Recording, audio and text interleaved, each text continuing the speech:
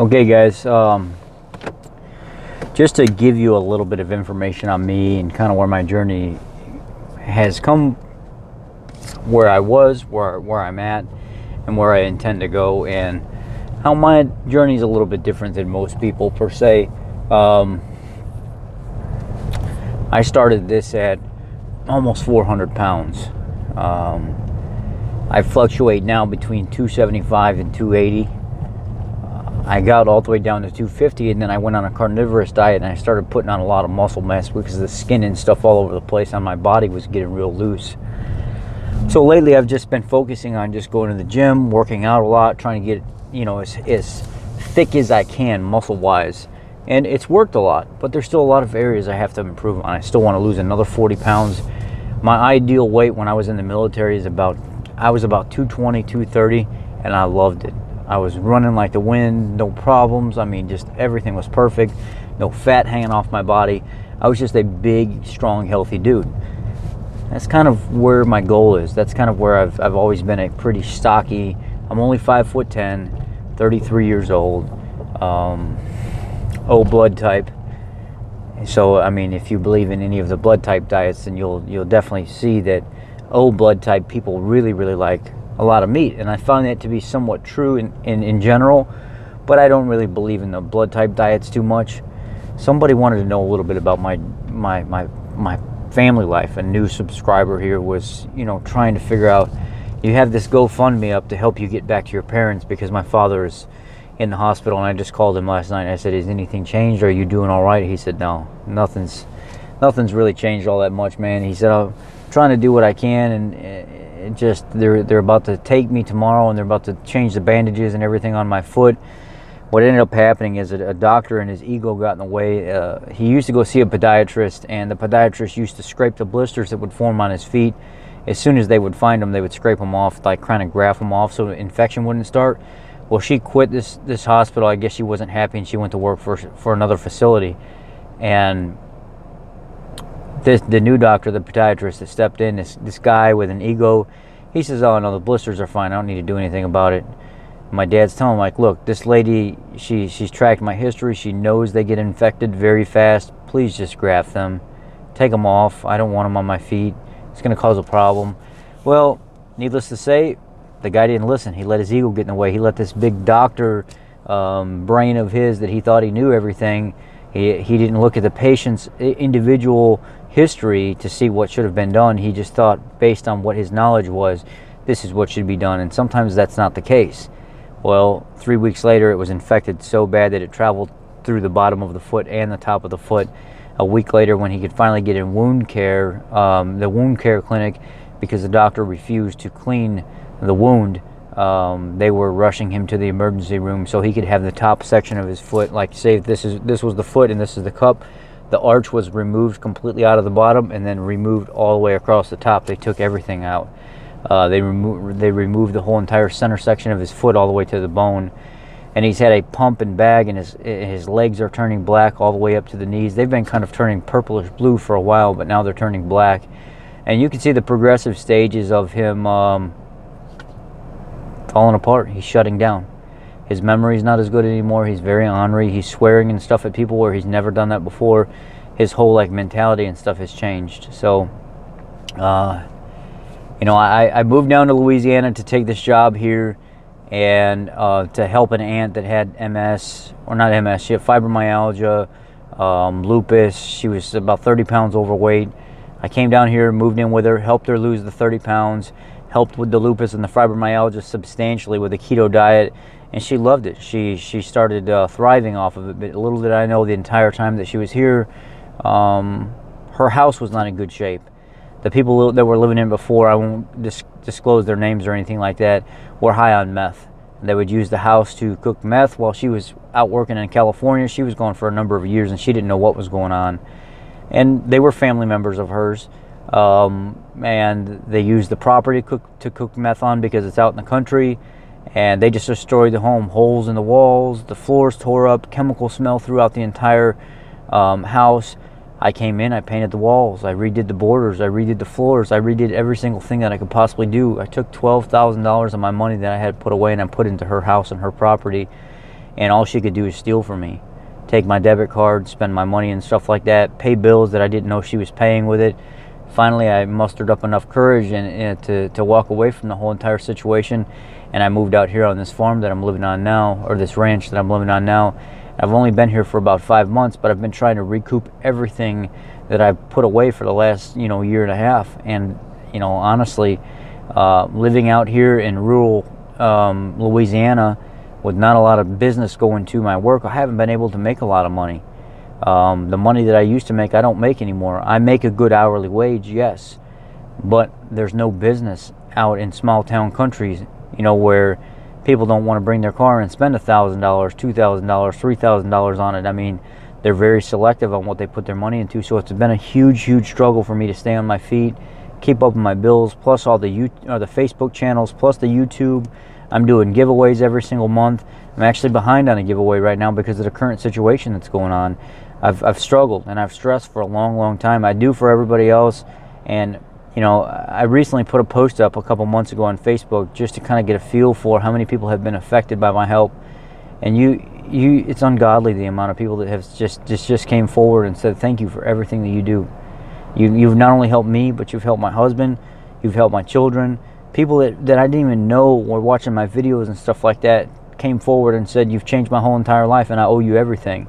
And a friend of mine, Patty, she said, you need to create a GoFundMe. You need to create that GoFundMe so people can help you like you've been helping them for years. She said, Rich, you've given so much of your time. People want to help you, and I think it's the only right thing for you to do. So I created a GoFundMe, the Keto Mechanic GoFundMe, and it's going to cost me about $5,000 to get back home. It's expensive because I have tools I have to move. I have some furniture, not a lot I have to move. I have to be able to live until I get my first paycheck and stuff. So it's been very stressful.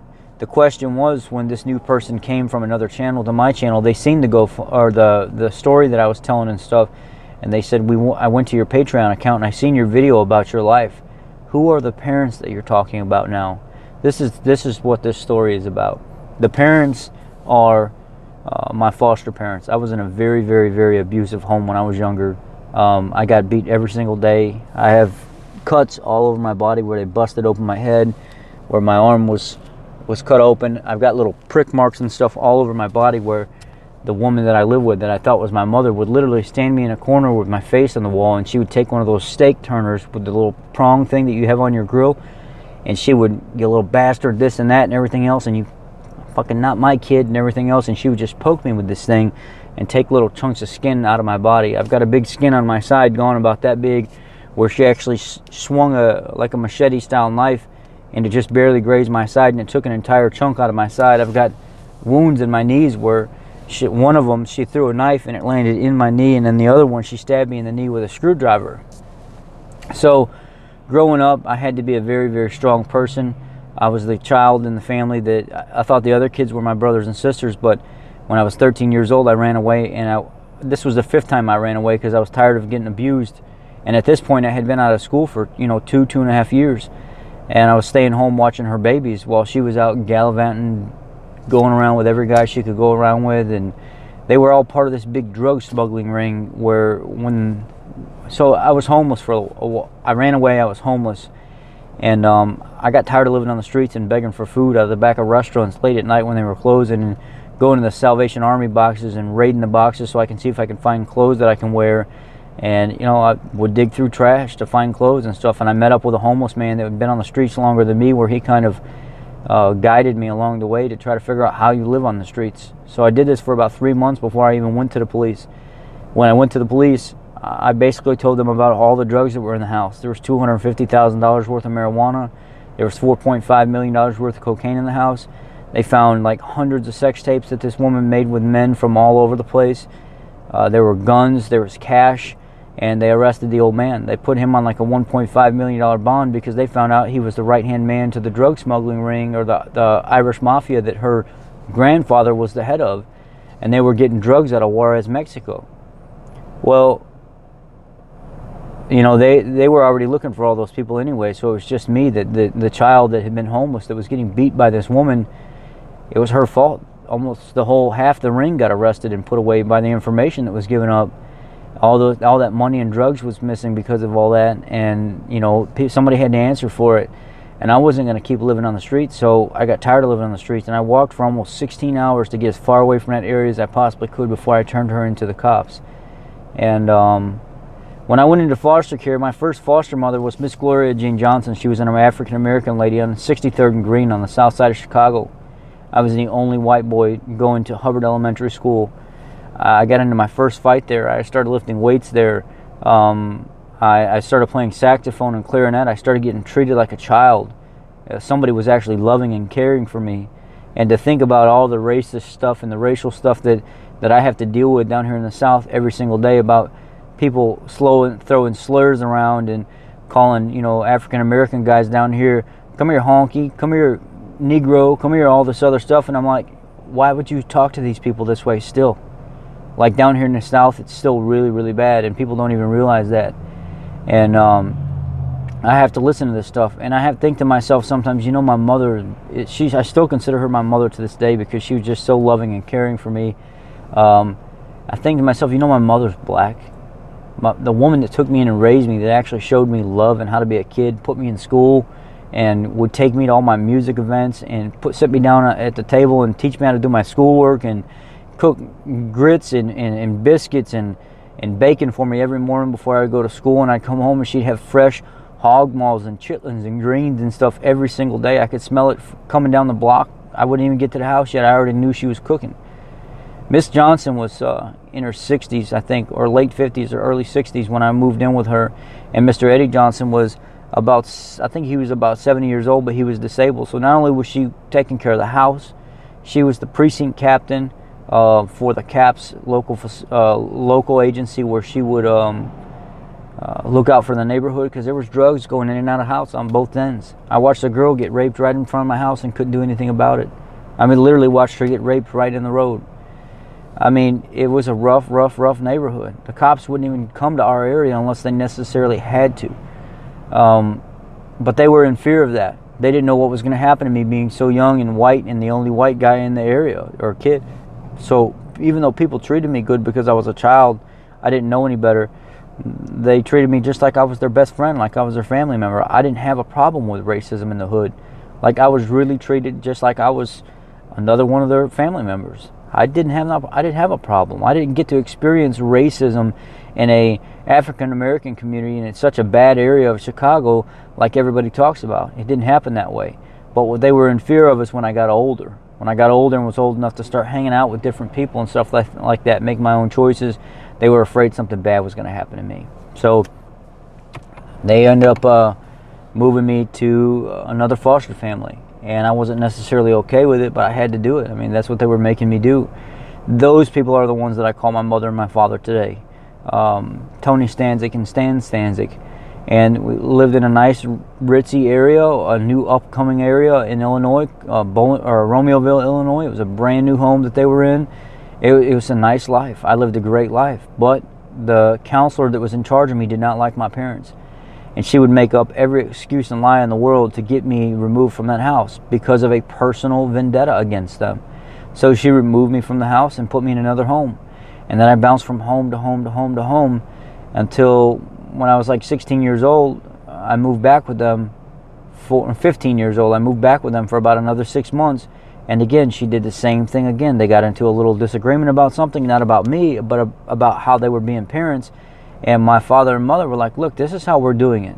And the child's doing fine. He's made up 2 years of school in 1 year. He's got, A's and B's. What do you care how we're a parent? He's very successful. We take care of him. He gets fed every day. He's got a huge bedroom. He's nice clothes on his back. Why do we have to do things the way you want us to do things?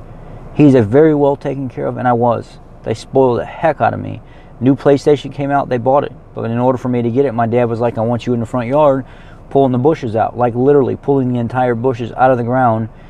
I want new pavers put around the house. I want soil and stuff put in. I want you mowing the grass.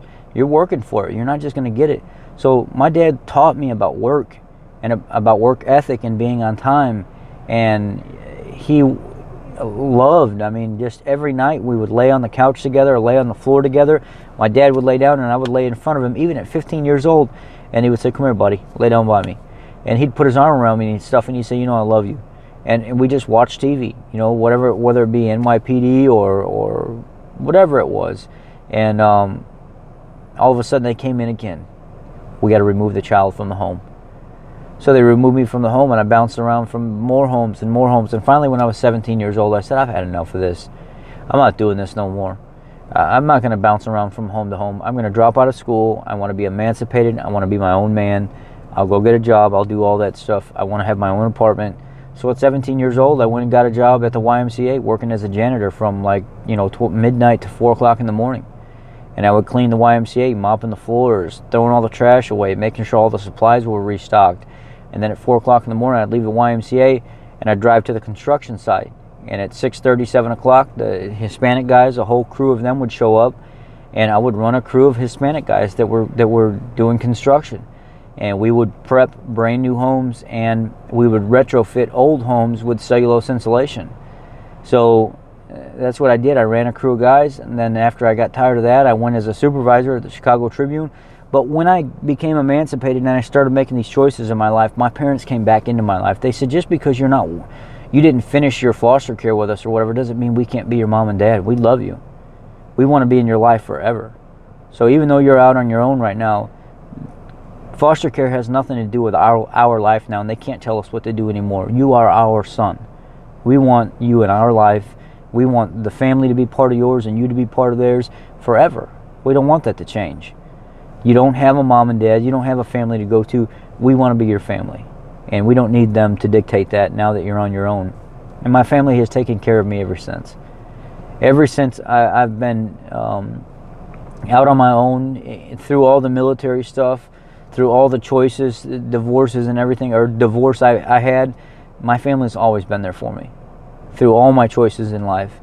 So as a young man, I've been through a lot already. Divorced, lost 2 businesses, all kinds of stuff. Well, I'm at that point in my life right now where I've got my stuff together, but I just took everything that I had put away and I dumped it into a woman down here that I thought actually cared about me, that wouldn't use me. Come to find out, the entire time she was using me. And I gave her everything that I had put away in my checking account, in my savings account, in my 401k to fix her home up, thinking that that's what I should do. That was the Christian-like thing to do. And little did I know the whole entire time that was not the case. And what the straw that broke the camel's back was when she let her dopehead son move home. When she let him move home, I can't be around that stuff. I don't want to be around any drug addicts or anything. So I said, look, I'm leaving. So I went to go get my belongings, my expensive chainsaws, my riding lawnmower, my dressers, my family pictures and stuff like that. And when I went back to get it, she said, actually, I called the sheriff's department today. You can't touch anything. Get out of here. Get off my property. I said, what are you talking about? I did all this work for you. I rebuilt the inside of this house for you. I cleared this land and stuff for you so it didn't look like a meth house. I paid your bills for you. I got you back on your feet and stuff like that. And all I'm doing is coming to get my family pictures, my clothes, my dressers, my equipment. I can't even have any of that stuff. She said, nope. I called the sheriff's department. Anything that was bought at this house while you were here at this house that's used for this house has to be claimed in small claims court, and you cannot touch it until you take me to court. Well, it's not worth taking anybody to court on, because I'd just get my stuff back, but I'd spend just as much money getting my stuff back as what it was worth. So it's not worth it. So I walked away, washed my hands. So now I'm living in a house in 3 rooms. I pay $650 a month for it, and my electric bill is outrageous because the place is not insulated correctly. It costs me $215 a month just to keep some heat on. Sometimes I live in a small kitchen that's way outdated, and I'm just barely getting by, just keeping afloat with all the stuff that I'm doing right now. So Patty felt bad for me on the Facebook group, and she said, I care about you a lot, and you've helped me, you've helped everybody else doing this stuff. I'm traveling, doing public seminars and stuff now, sending people Instapots and helping pay people's bills. There was another YouTuber last year that I thought she was a friend, but I guess she wasn't. She had mentioned something about she's having struggles paying her cell phone bill. So I called up the cell phone company and I paid her cell phone bill like $120. And then she said she didn't have money for gas. I sent her $60, and then she didn't have money for this. I sent her $40. I've done that for other people and stuff too. And then they turn around and they stab you in the back. They talk bad about you behind your back, and then you find out about it and you got to walk away from them. So guys, I've been through hell trying to network and be there for people and help people heal. And I never realized how much social media can be drama and how much people can actually use you for everything. Even if they're the most honest people in the world and they don't realize they're using you, sometimes they can. This is exactly what happened in this situation. So now I'm at a spot right now where I have to take every dime that I have put away and move back home, which I do have a job set up, getting paid very well in the union at the biggest trucking dealership in the world, Rush Truck Centers on the south side of Chicago. But I got to get there. You know, it's going to cost $1,200 for the U-Haul, and then I got to find a place which is going to cost, you know, $1,000 to where it could cost $800 to $1,200 a month for rent. You know, you got to put first and last or whatever, first and security deposit. There's another $2,400. So now we're talking $3,600, and then I got to be able to make it 2 weeks feeding me, the dog, and probably staying in a hotel if I can't move into the place right away. So literally, it's going to cost me anywhere between $4,000 to $6,000 just to survive, to get up there and make it. And it's going to be very, very tough. So Patty said, you know, we can create a GoFundMe. We could probably raise enough money for you to be fine for a little while, even beyond that, if people really step up and help. So, you know, that was what the whole situation was about with the GoFundMe and the reason for asking. Yeah, I'm sorry I wasn't more explaining before, per se.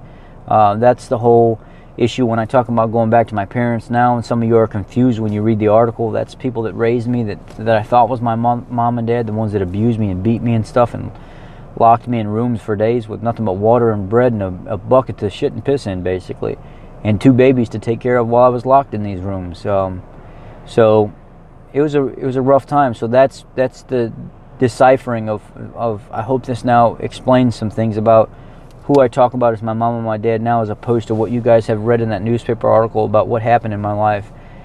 I hope you understand a little bit more about me now. Thank you guys. I appreciate you. God bless.